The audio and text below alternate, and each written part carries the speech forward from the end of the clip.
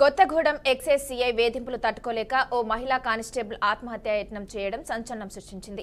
అయితే కుటుంబ సభ్యులు గమనించి వెంటనే ఆమెను ఆసుపత్రికి తరలించడంతో ప్రాణాపాయం తప్పింది. సీఐ వేధింపులే తన ఆత్మహత్యాయత్నానికి కారణమని కుటుంబ సభ్యులతో కలిసి ఎక్సైజ్ స్టేషన్ ముందు ఆందోళనకు దిగింది. ఈ ఆందోళనకు సదరు ఎక్సైజ్ స్టేషన్లోని మిగతా కానిస్టేబుళ్లతో పాటు ఎస్ఐ కూడా మద్దతు తెలపడం గమనార్హం. ఈ సీఐ వేధిస్తున్నారంటూ గతంలో ఓ ఎస్ఐ కూడా ఇదే విధంగా ఆత్మహత్యాయత్నం చేశారని స్టేషన్ సిబ్బంది చెబుతున్నారు. అయితే కానిస్టేబుల్ ఆరోపణలు మహిళా సీఐ తోసిపుచ్చారు. కానిస్టేబుల్ ఆందోళనంతా ఆ డ్రామా అని కొట్టిపారేశారు.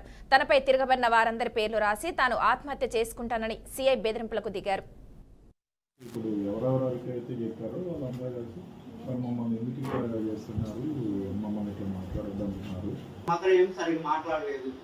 పూర్తి బాధ్యతలు కూడా నాయే. ఇట్లాంటి పరిస్థితి మాకు వచ్చింది సార్ ఈ రోజున. ఇక అసలు ఏం జరుగుతుందో మాకే అర్థం కావట్లేదు. టాబ్లెట్స్ ఉంటాయి, ఏమైనా హెల్త్ ప్రాబ్లమ్స్ వస్తే వేసుకోవడానికి దగ్గర పెట్టుకుంటాను.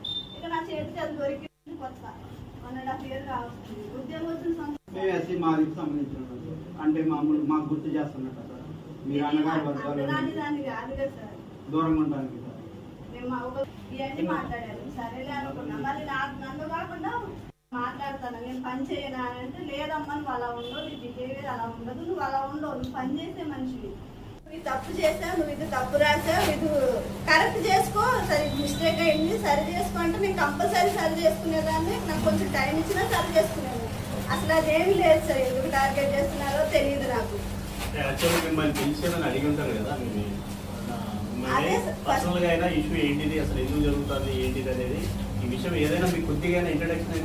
లేదు, ఇవ్వలేదు సార్. కొత్తగూడెం ఎక్సైజ్ సీఐ వేధింపులు తట్టుకోలేక ఓ మహిళా కానిస్టేబుల్ ఆత్మహత్య యత్నం చేయడం సంచలనం సృష్టించింది.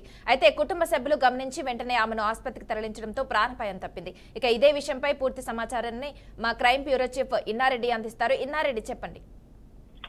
మానస, కొత్తగూడెం ఎక్సైజ్ పోలీస్ స్టేషన్ సంబంధించి ఒక సంచలనమైన ఆరోపణలతోటి ఒక మహిళా కానిస్టేబుల్ ఆత్మహత్య ప్రయత్నం చేసుకోవడం, దీనికి సీఐ వేధింపులే కారణం అని చెప్పి అన్న నేపథ్యమే కాకుండా ఎవరైతే ఈమెను ఇమీడియట్ గా ఆత్మహత్య ప్రయత్నం చేసుకుంటుంది కుటుంబ సభ్యులు అలర్ట్ అయిపోయి ఆమెను సేవ్ చేయడం జరిగింది.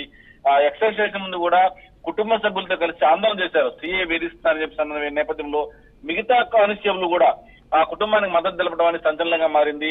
గతంలో కూడా ఇదే రకంగా ఓ ఎస్ఐ కూడా ఆత్మహత్య ప్రయత్నం చేసుకున్న నేపథ్యంలో ఈ సీఐ వేధింపులు ఎక్కువయ్యాయని చెప్పి కూడా వాళ్ళు ఆరోపణ చేస్తా ఉన్నారు. ఇదిలో అంటే మరో ట్విస్ట్ కూడా చోటు చేసుకుంది.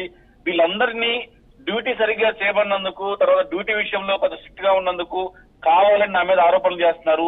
వీళ్ళు కనుక ఇలానే చేస్తే నేను ఆత్మహత్య చేసుకున్నా చెప్పని రివర్స్ లో సీఐ కూడా ఒక బెదిరింపు దిగటం అనేది కూడా జరిగింది. మొత్తం మీద ఈ కొత్తగూడెం ఎక్సైజ్ ఆఫీసులో జరుగుతున్న ఈ పరిణామం అంతా కూడా పోలీసు ఉన్నతాధికారులు సమీక్ష చేస్తా ఉన్నారు.